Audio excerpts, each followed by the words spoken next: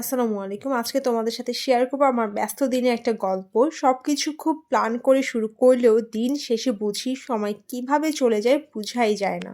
সকালটা আমার শুরু হয় 8:30 বাজে। ঘুম থেকে উঠে আমি একটু বাহিরের পরিবেশটা দেখি, যেহেতু আমার আম্মুর বাসায় চারপাশে বিল্ডিং উঠে গিয়েছে, সো ঘরে একদমই আলো হয় না। দেখতেই পাচ্ছ তোমরা এই ক্লিপটায়। তাই আমি কি করি, আমি বারান্দায় গিয়ে একটু পরিবেশটা দেখি, একটু আবহাওয়া নিয়ে 5 মিনিট একটু বারান্দায় সময়টা কাটাই। এরপর আমি ফ্রেশ হতে চলে যাই। যেহেতু ওয়ার্কিং ডেজে আমি খুব তাড়াহুড়ো করে রেডি হই, তাই আমার ওয়ার্কিং ডে মর্নিং রুটিনটাও থাকে খুবই মিনিমাল।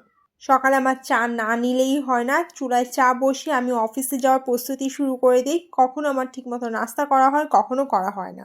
এরপর তাড়াহুড়ো করে নাস্তাটা নিয়ে অফিসে যাওয়ার উদ্দেশ্যে রওনা হয়ে পড়ি।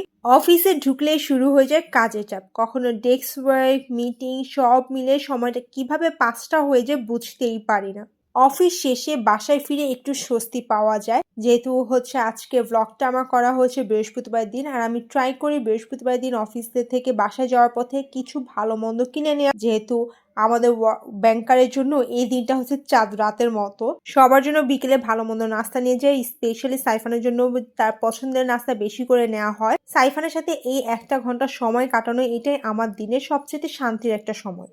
অনেকদিন যাবত আমার লাড্ডু খেতে ইচ্ছা করছিল, তাই আজকে আমার পছন্দের লাড্ডু নিয়ে নিয়েছি অনেকগুলো। সবার সাথে একসাথে বসে বিকেলে নাস্তা করলাম, ভালোই লাগলো। এরপর শুরু হয়ে যায় আমার দ্বিতীয় শিফটের কাজ, পেজের কাজ। কন্টেন্ট ক্রিয়েশন, ভিডিও বানানো, পোস্ট করা, সবকিছু মিলিয়ে আবার ব্যস্ততা। কাজ করতে করতে কখন যে 10টা বেশি বেজে যায় খেয়ালই থাকে না। অনেক সময় আম্মুর বাসা থেকে নিজের বাসায় ফিরতে হয়, সবকিছু এলোমেলো রেখে আমার বেরিয়ে পড়তে হয়, কারণ এগুলো গুছাতে গেলে অনেক রাত হয়ে যাবে। বাসায় গিয়ে সাইফানকে খাওয়ানো, এরপর নিজে খাওয়া দাওয়া করা, এসব করতে করতে রাত 12টা হয়ে যায়। নিজের জন্য সময় রাখা এখনো শিখতে পারিনি। তবু এই ব্যস্ততার মাঝেই লুকিয়ে আছে আমার ছোট ছোট শো। সো এখানেই ভিডিওটি শেষ করছি। দেখা হবে নেক্সট ভিডিওতে। ততদিন পর্যন্ত তোমরা ভালো থেকো, সুস্থ থেকো। Thanks for watching. আল্লাহ হাফেজ।